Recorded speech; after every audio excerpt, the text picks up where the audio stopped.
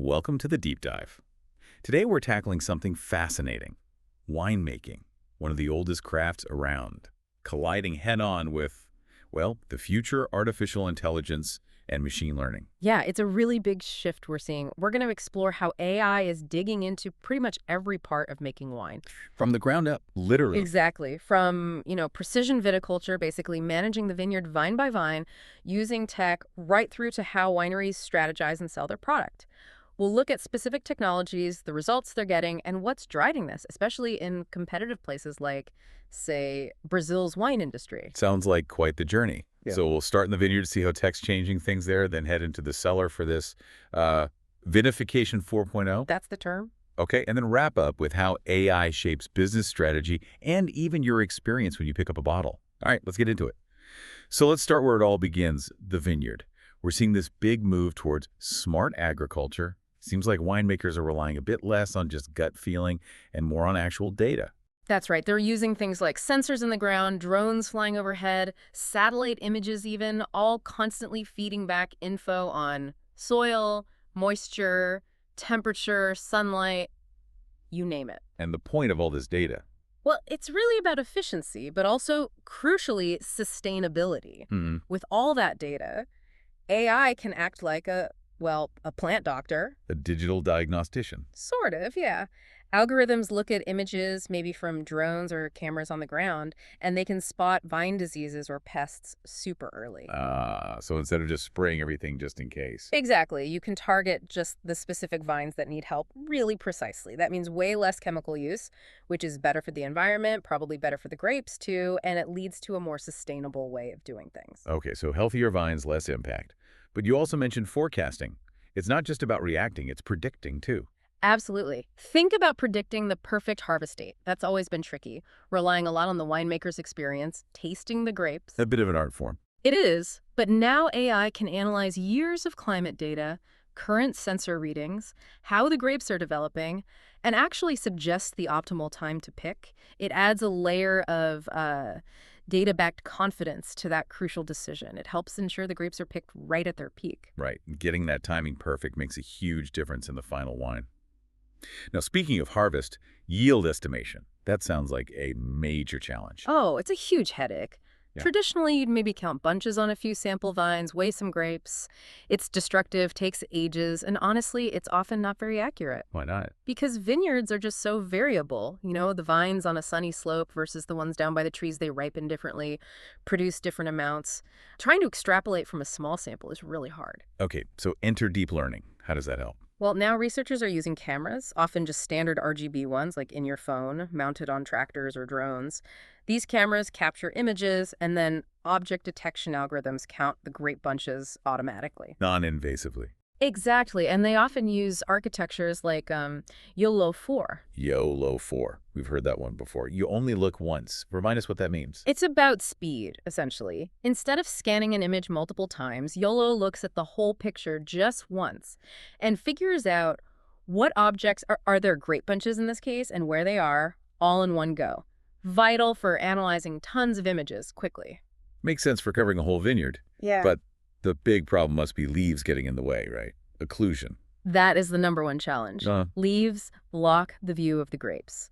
It makes it hard for humans labeling the images for training the AI, and makes it hard for the AI itself during detection. So how do researchers deal with that? They've had to get clever. They actually developed different deep learning models specifically trained for how leafy the vines are. So one model for when the vines haven't been defoliated at all, lots of leaves. Okay. Another for when they're partly defoliated, and one for when they're fully defoliated, meaning you have a really clear view. Easier target. Much easier. And then they also created a kind of comprehensive model trained on images from all those conditions, hoping it would work well across the board. Right, a model for the real world, which is always messy. So what were the results? Did it work? It did, quite well. The model trained on the fully defoliated vines, the easiest scenario, got the best detection accuracy. They measured it using something called mean average precision, or MAP. MAP. What does that tell us practically? Think of it like this.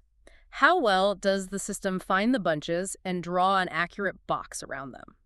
The full defoliated model hit a MAP of 92.16%. Wow, that sounds really high. It is. It means it's doing a great job finding and identifying the bunches when it has a clear view. But vineyards usually aren't perfectly defoliated. How did the real-world model do? The comprehensive one. That's the key question. It proved pretty robust across all the different leafiness levels. Its predictive power was measured using R squared, or R2. R squared.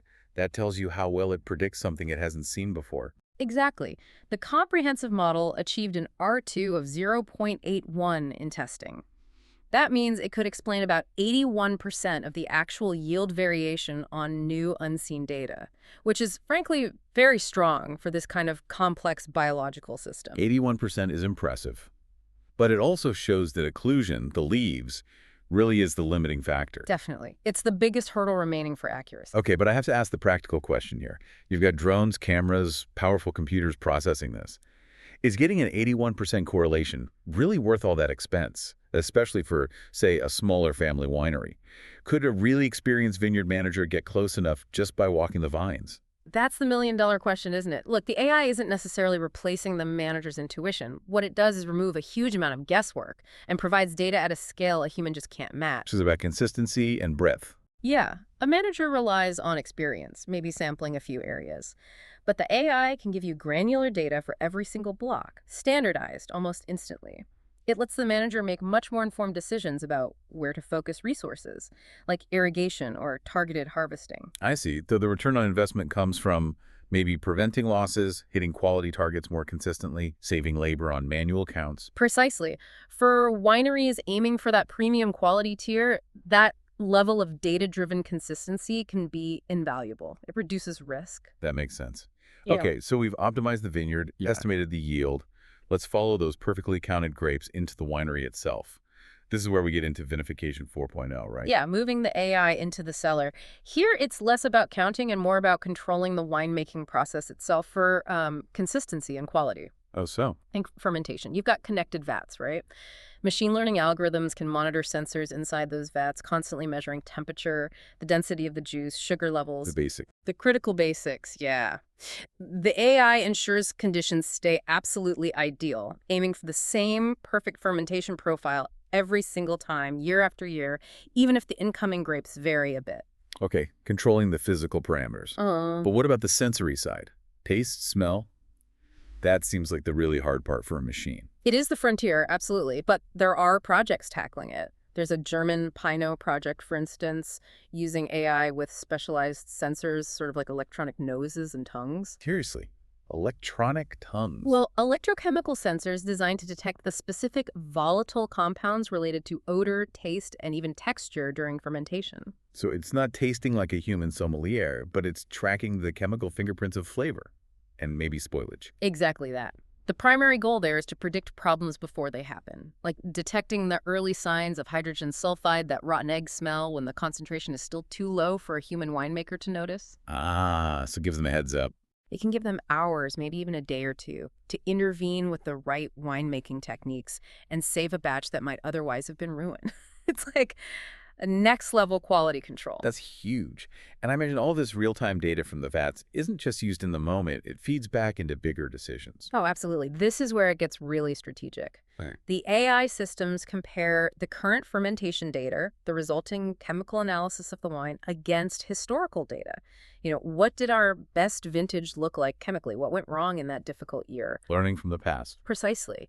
And it can run simulations. Like, what if we blended 10% of this batch with 90% of that one?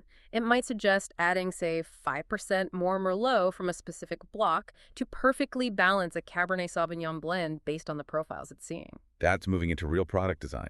And for people looking at wine as an investment, this must be gold. It really is. By analyzing the final wine's chemical makeup and comparing it to historical data on how similar wines aged, the AI can make predictions about its aging potential. How long will it improve? When will it peak? That's key info for collectors. Invaluable for collectors, investors, anyone planning cellaring, it adds a layer of objective prediction to a traditionally subjective area. So AI is influencing the technical winemaking, the blending, even predicting longevity. What does all this mean for the overall business strategy, especially for wineries in regions trying to compete with the classic areas. This ties in perfectly with some fascinating research out of Brazil's wine industry. They're really focused on boosting their innovation capacity, or IC, to compete on the world stage. Innovation capacity. Right. Basically, how good they are at coming up with and implementing new ideas. Exactly. Researchers there use some pretty sophisticated methods, fuzzy Delphi and random forest importance, if you want the jargon. Let's maybe skip the deep stats dive. Fair enough. Basically, they got 44 top winery experts together and used these methods to objectively rank about 50 different factors that contribute to innovation. They wanted to know, where should we put our effort and money to get the biggest competitive edge? Okay, a prioritized roadmap for innovation. What came out on top? The results were really clear. Number one, by a significant margin, was research and development, R&D. It accounted for over 22% of the total importance. R&D. So investing in discovering new things, new techniques. Yep. Things like tracking the success rate of R&D projects, and importantly, how much actual money is being dedicated to R&D. That makes sense for a region like Brazil, right? They can't rely on centuries of tradition like France or Italy, so they have to innovate to stand out. That's exactly the point. Innovation becomes their key differentiator. Number 2 on the list was sustainability and environmental initiatives, SEI, at about 15.5% importance. Interesting. Sustainability ranks so highly. It reflects what consumers are demanding now. Wineries know this. The key indicators here were things like using renewable energy, the percentage of waste they recycle, and how much water they use to produce each bottle. So being green isn't just nice, it's a core business strategy. And number 3, Just behind sustainability was product and service innovation, PSI, around 15.3%. This is all about the market. How successful are the new wines or wine-related services they launch? Are customers actually buying them? R&D, sustainability, new products, and AI ties into all of these. Absolutely. Precision viticulture, like we talked about, directly supports sustainability goals. AI-driven analysis in the cellar fuels R&D for better blends and understanding aging, and both help create successful new products. It's all interconnected. It really is a cycle. Okay, so AI is optimizing the vineyard, the cellar, the strategy. What about us, the people actually drinking the wine? How is AI changing the market and the consumer experience? It's becoming much more personalized. You've got companies like Preferably, for example. They make a point of saying their AI is domain-specific. Meaning it's trained specifically on wine using data gathered by masters of wine, top sommeliers. They build a taste profile for you based on wines you've liked or disliked. They argue this is far more accurate than a general AI like, say, ChatGPT just pulling info off the web. So it's not just suggesting another Chardonnay. It's suggesting a specific Chardonnay with characteristics similar to that Sauvignon Blanc you loved last week. Precisely. It's aiming for that level of personalized sommelier advice, but available instantly, anywhere. And then you have actual devices like Maioino. What does that do? It's like a little scanner you dip in your glass. It apparently analyzes the wine's chemical characteristics and then uses AI to suggest similar wines, food pairings, even the best temperature to serve it at. A virtual sommelier in your pocket, almost. Okay, that's direct to the consumer. Oh. But businesses are using AI in the market too, surely. Oh, definitely. Behind the scenes, AI is crunching sales data, online reviews, social media trends, all to help wineries optimize their distribution, figure out the best pricing, and forecast demand much more accurately. Predicting trends. Yeah, maybe spotting that interest in a certain grape is rising in a specific city so they can ship more there before the demand peaks. And even the finance side is getting involved. You mentioned WineFi earlier. Right, making wine investment easier. Exactly. Using tech platforms to let people co-invest in portfolios of fine wine, breaking down barriers to entry. It's not just for the super wealthy anymore. And that's bringing in a younger crowd. Apparently so. Reports suggest a big chunk of their investors, maybe close to half their revenue, comes from people in their 30s and 40s. They've used tech to make an old-school asset class feel modern and accessible. Okay, so the potential seems enormous across the board. Precision, sustainability, R&D, market connection. But we have to talk about the downsides, the risks. What are the big flashing warning signs here? There's one major, really thorny issue that keeps coming up: data sovereignty. Data sovereignty. Yeah. Meaning, who actually owns all this incredibly detailed data being collected? Exactly. Is it the winery itself who owns the land and the vines? Is it the tech company providing the drones, the sensors, the AI platform? Often these are big agricultural tech firms. Or maybe the university researchers who developed the algorithms in the first place. And why does that ownership question matter so much? Because the data is incredibly valuable. If a tech company owns the data about exactly how your specific vineyard performs, soil conditions, disease pressure, yield potential, the chemical profile of your best grapes, what stops them from selling that insight? Selling it to your competitor next door. Or to a massive global wine conglomerate? It represents a potential loss of your unique competitive advantage, your terroir secrets, essentially. That issue, plus the simple fact that implementing all this high-end tech is expensive. Yeah, the cost must be significant. It is. And together, data ownership, uncertainty, and high costs create a real risk of a digital divide in the wine world.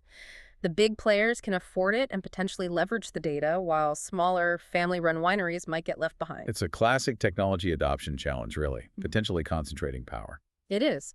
And that's why a lot of the research now needs to focus on making these AI tools more accessible, making algorithms that work well in messy real-world vineyards, not just perfect lab conditions, and ensuring they work reliably across different grape types and vineyard setups worldwide. So wrapping this up, it feels like AI isn't replacing the art of winemaking, but it's definitely sharpening the science, pushing for hyper-precision, driving sustainability, and forcing wineries to be much more strategically adaptive. It's changing the definition of quality, in a way. I think that's right. The technology provides incredible guidance, insights we never had before. But ultimately, the decisions, the final blend, the moment to harvest, the style of the wine there, those still rest with the winemaker, the human expert. The human touch remains central. It has to. But the provocative question moving forward, based on everything we've discussed, is this. How does the wine industry navigate this? How do they ensure that AI genuinely complements the craft, the intuition, the passion that makes wine special, rather than, potentially undermining it or standardizing it? And maybe even more critically, how do they make sure all this valuable data serves the long-term legacy of their vineyard and not just the bottom line of the tech companies collecting it? That's the tightrope they're all walking right now.